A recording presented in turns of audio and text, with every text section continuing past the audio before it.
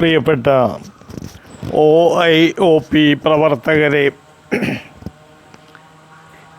കഴിഞ്ഞ ഇലക്ഷനിൽ കിഴക്കമ്പലത്ത് 2020-കാർക്ക് നേരെ LDFിൻ്റെയും UDFിൻ്റെയും ഗുണ്ടകൾ ചേർന്ന് കൊടിയ മർദ്ദനം അഴിച്ചുവിട്ട സംഭവം വളരെ ദൗർഭാഗ്യകരമായിപ്പോയി.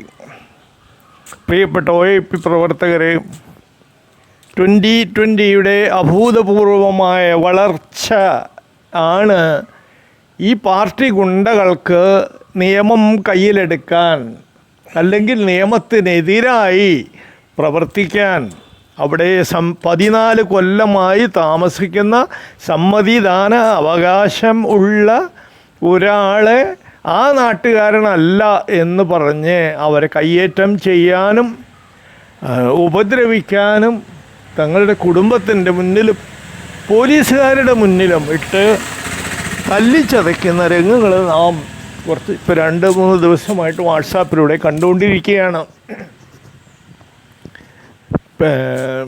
പിണറായിയുടെ പോലീസ് അവിടെ നോക്കി നിൽക്കുന്നുണ്ട്. ആ ആളുകളെ തടയാനോ ഉപദ്രവിക്കാനോ അല്ലെങ്കിൽ തിരിച്ച് അവർക്ക് കൊടുക്കാനോ ഒന്നും അവർ ശ്രമിക്കുന്നില്ല. അതേതാ എന്തെങ്കിലും ആട്ടെ, പ്രിയപ്പെട്ടവർ, ഞാൻ ഇതാണ് പറയാൻ ഉദ്ദേശിച്ചത്.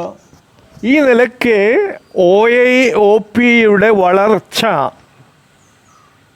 ഇവരെ എന്തുമാത്രം പ്രകോപിപ്പിക്കും എന്ന് നാം ഇപ്പോഴേ ചിന്തിക്കേണ്ടതാണ്. ഇനിയും ഇലക്ഷനുകളിൽ OIOP സ്ഥാനാർത്ഥികളെ നിർത്തും. 2020 V4 കൊച്ചി പോലെ നമ്മുടെ OIOPയും വളരെ ശക്തമായി വളർന്നുകൊണ്ടിരിക്കുകയാണ്.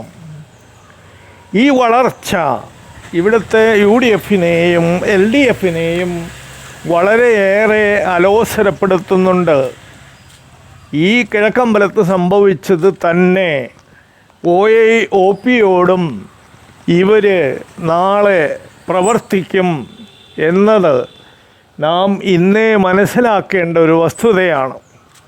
അതുകൊണ്ട് എൻ്റെ OIOP പ്രവർത്തകരെ, കിഴക്കമ്പലത്ത് സംഭവിച്ചത് ഏകദേശം 209ഓളം ആളുകൾ അറിയപ്പെടുന്ന, പരസ്യമായിട്ട് അവർ വോട്ട് തടഞ്ഞിട്ടുണ്ട്. അവിടെ നിങ്ങൾ വോട്ട് ചെയ്യാൻ പോയാൽ നിങ്ങളുടെ കുടുംബമടക്കം ഇല്ലാതാക്കും എന്നുവരെ പറഞ്ഞ് ഭീഷണിപ്പെടുത്തി വോട്ട് ചെയ്യാൻ അയക്കാതിരുന്നിട്ടുണ്ട്.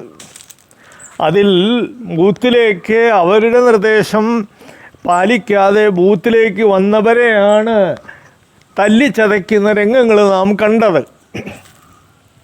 എൻ്റെ പ്രിയപ്പെട്ട OIP പ്രവർത്തകരെ, നാം നമ്മുടെ സംഘടിത ശക്തി വളർത്തി ഇത്തരം രാഷ്ട്രീയക്കാരുടെ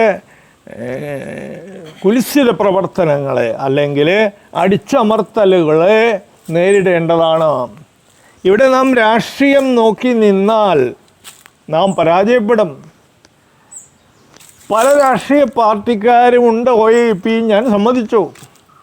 പക്ഷേ രാഷ്ട്രീയ പാർട്ടികളുടെ, രാഷ്ട്രീയ ഗുണ്ടകളുടെ വാലാട്ടി നാം നിന്നാൽ നമ്മുടെ OIOPയുടെ വളർച്ചയെയും ഇവർ ഇങ്ങനെ തന്നെ നശിപ്പിക്കും. അതുകൊണ്ട് പ്രിയപ്പെട്ടവരെ, നമുക്ക് രാഷ്ട്രീയമില്ല എന്നത് ശരിയാണ് എന്ന് വെച്ച് രാഷ്ട്രീയ ഗുണ്ടകൾ നമ്മുടെ മെക്കെട്ട് കയറുമ്പോൾ അത് LDFകാരനാണോ, അത് UDFകാരനാണോ, അല്ലെങ്കിൽ BJPക്കാരനാണോ എന്ന് നോക്കി നിൽക്കാൻ നമുക്ക് സാധിക്കില്ല. അതിൽ രാഷ്ട്രീയമില്ല. നമുക്ക് രാഷ്ട്രീയമില്ലാതെ നാം പ്രവർത്തിക്കണമെങ്കിൽ രാഷ്ട്രീയ ഗുണ്ടകളുടെ കയ്യേറ്റങ്ങളെ ഇപ്പോഴേ നാം ചെറുക്കണം. ഈ 2020-ക്ക് നേരെ ഉണ്ടായ ഈ ഒരു കയ്യേറ്റം നമുക്കും ഒരു മുൻ ധാരണ ഉണ്ടാകുന്നതിന് വേണ്ടിയിട്ട് നമുക്ക് ഒരു മുൻ നിർദ്ദേശം തരലാണ്, അല്ലെങ്കിൽ ഇതൊരു മുന്നറിയിപ്പാണ്. ഈ മുന്നറിയിപ്പ് നാം ഗൗരവമായിട്ട് എടുക്കുകയും ആ ഗൗരവത്തിൽ തന്നെ ഇതിനെ കാണുകയും വേണം. എന്ന് അഭ്യർത്ഥിക്കുന്നു. നന്ദി, നമസ്കാരം.